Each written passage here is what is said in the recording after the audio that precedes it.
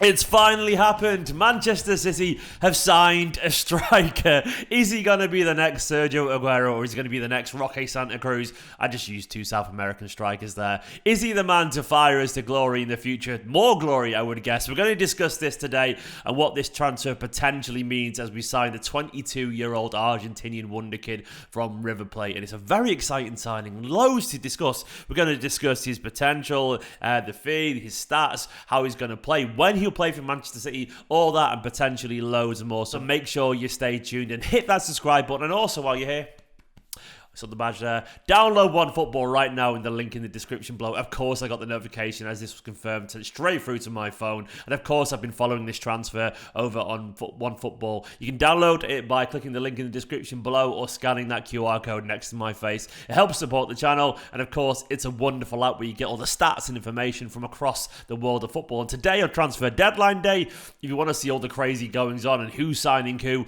make sure to download it. And of course, it's the best place to keep up to date with Manchester City news other than yours truly here, of course, as well. So do it right now, help support my channel, and get a great app as good as Julian Alvarez. So we've got the guy which famously has been compared to Sergio Aguero. This is a really exciting signing. Of course, it's always exciting when you sign someone who's an Argentinian wonderkid. It just is. There's something about signing a striker, an attacker from South America that just hits differently. It does hit differently. It shouldn't do, but it does. There's an element of flair and excitement when you come from a South American league, and Alvarez is absolutely no exception whatsoever.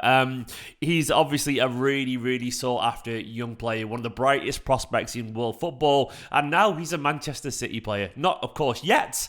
We'll get onto that in a bit. But he is in all but writing, basically. And we're going to try and discuss how far he'll go and who he is and all that kind of stuff. I mean, this has been his breakout year. It really has. And this year has seen him rise to the level of a Manchester City player, potentially. It's very, very exciting watching him develop. And of course, I didn't know loads about him until I started doing the research when he was linked and all that kind of stuff. But what I've learned about him, what I've read about him, well, I'm going to try and share that today with you. And it's very, very exciting. So who is he?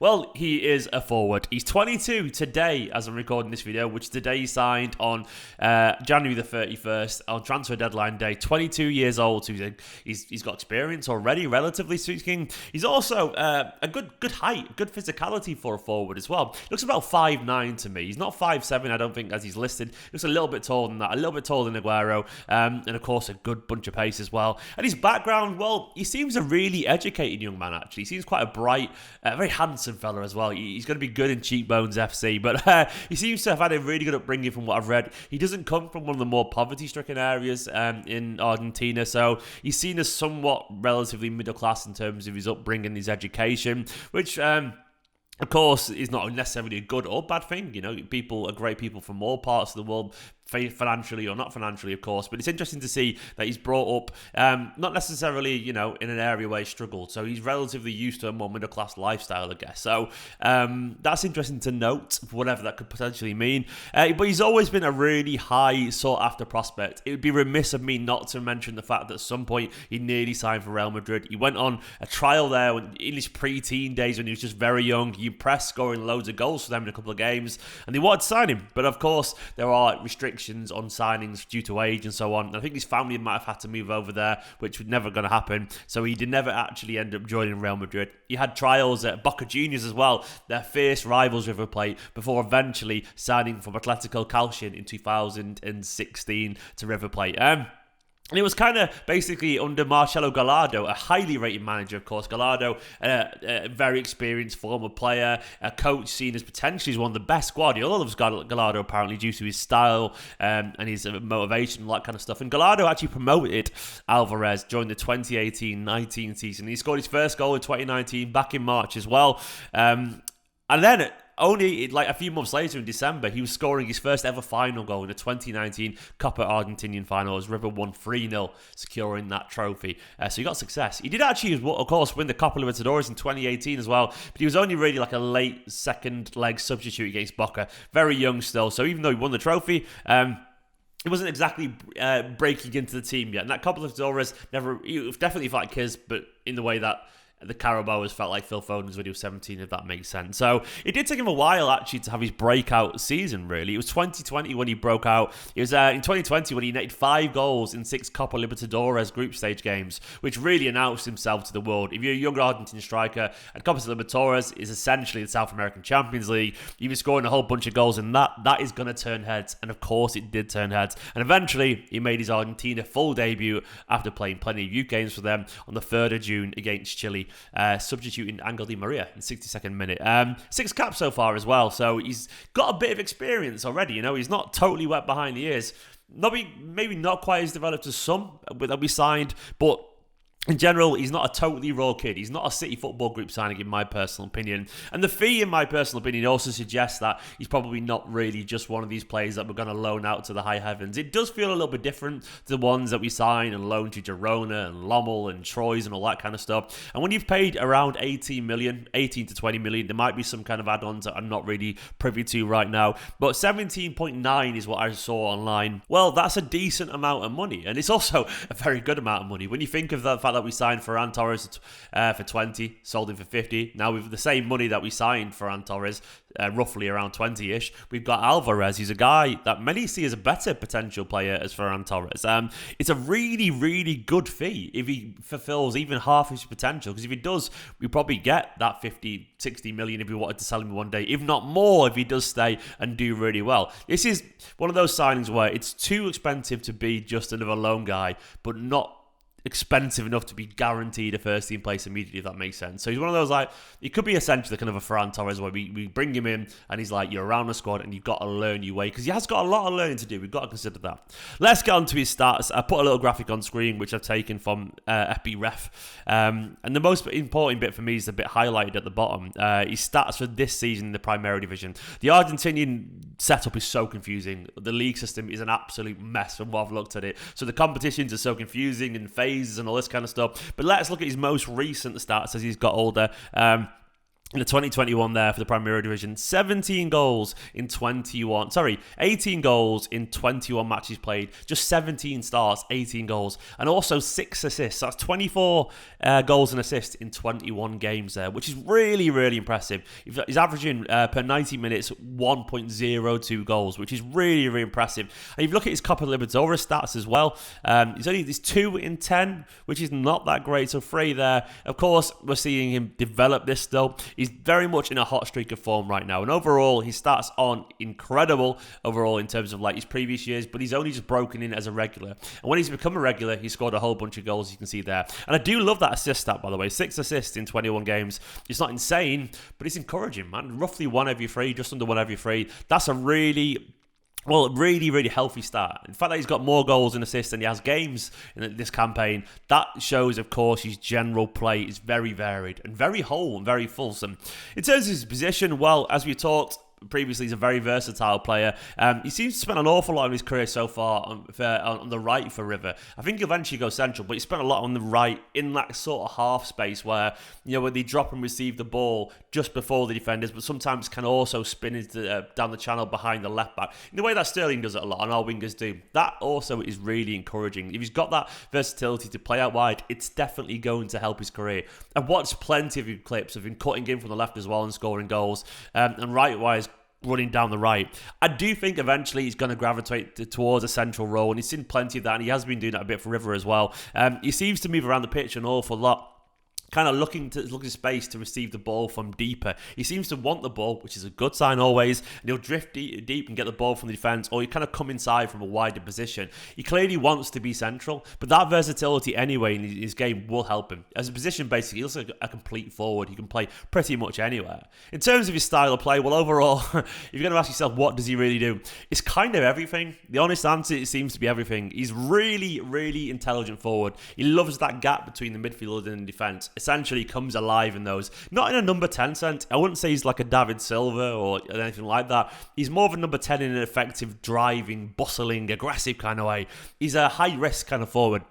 He isn't your typical number 10. So most people who get the ball between the air, they do it because they want to. They want to play passes and all that kind of stuff. But do you remember when Aguero used to get the ball a little bit deep and turn and run at people? It reminds me a little bit of that in how he tends to receive the ball. And he does try and essentially cut inside when he gets the ball in wide positions. And rather than beat a man, sometimes he is happy to put in a cross as well, which is interesting. And when you get to his finishing, this is the bit that excites me the most. I'm sure you've watched plenty of comps already, and I can't really show the goals on screen because I will get copyright striked. But if you want to open another tab and watch it as I'm doing this, go for it. But the most striking for me about his finishing is he looks like a killer in front of goal. And I love that, man. He seems to have that Aguero-esque ability to rock it in from an angle, which I love. He's not as scared to take a shot from long distance. He's not as scared to chip it over the keeper, wallop it into the bottom corner, hit it with his weaker foot as well, shoot from an angle. He scored a couple of headers too.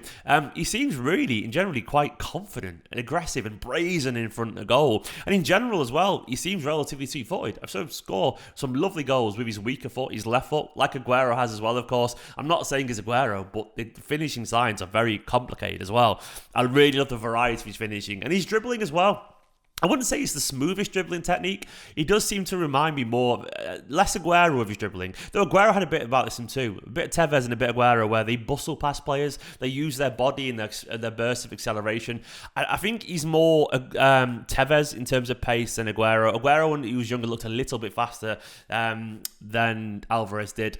But Tevez wasn't the world's fastest player, but he was just so persistent and determined. He had a decent turn of pace that he got past people. And he seems to have that similar drive where the ball might bounce off him, but he somehow gets past people. It's that drive and determination and persistence. It's very effective, basically. Though that drive and determination can sometimes mask potentially a slightly poor touch. I'm not saying he's got a bad touch, but I would say it's mid compared to Manchester City's standards. Like, our players are highly technical. He looks fine. But I would say he's probably got a little bit to improve in terms of his touch, which will get there, especially if you're going to play in the Premier League where it's tight and it's hard working and so on. But he looks good enough, but I wouldn't say he's the smoothest compared to, some of the players that we play there, the false nines. But Aguero never had the smoothest touch either, nor did Tevez, but it didn't matter for them really. And interestingly, like Tevez, his work rate is pretty good. I think he's a naturally harder worker than Aguero. Not insane like Tevez, but more Tevez than he is Aguero. He will press, he'll happily work back. He definitely he has the athleticism in general and work rate to be a willing presser. He probably has to learn a little bit, in terms of the structure, when and where to press and so on. But that's fine and understandable. Because mainly, he does have that intelligence as well. That's the thing that seems to set Alvarez apart for me. His intelligence. It's probably why we're interested, if we're being honest. Guardiola wants a player that can understand exactly when to play the high-risk passes. You've got to be conservative towards your own goal. Don't try and beat loads of people on the halfway line. Don't try a crazy backheel pass in your own area when you're tracking back down the right. He doesn't seem to do that. He seems to know when to try those high-risk moments, when to try and distract defenders and just pass the ball, when to receive it on the half turn and spin and run at people. And he also seems to know when the momentum is to essentially try and force the issue. I like a player who seems to want to go at people. And you've got to understand as well, he has broken into the River Plate team under Gallardo, a coach that absolutely is highly rated, absolutely seems to be cut from a very similar cloth to Guardiola. Guardiola loves him. And if you're playing for someone like Gallardo, you're going to get it, I guess. And it's the way that, I guess, a Bielsa signing would understand what Guardiola wanted to an extent, in the same way Gallardo signing would. He has that effect, that Gallardo effect on him. And overall, his style of play is exciting. It's aggressive, it's direct, it's flamboyant. I really like it, man. He just makes things happen. He scores goals in big games. He runs at people. It's really, really impressive. And so, I guess the final question is when? When is he going to be a Manchester City player in that blue shirt and playing for our glorious club at the Etihad Stadium? Well, Gallardo, the coach, said this. He said, at the moment, there's no place for him at Manchester City. In theory, it's just until June. There's also a chance he might stay until December, but that's for another day. And the River Plate president as well, Jorge Burrito,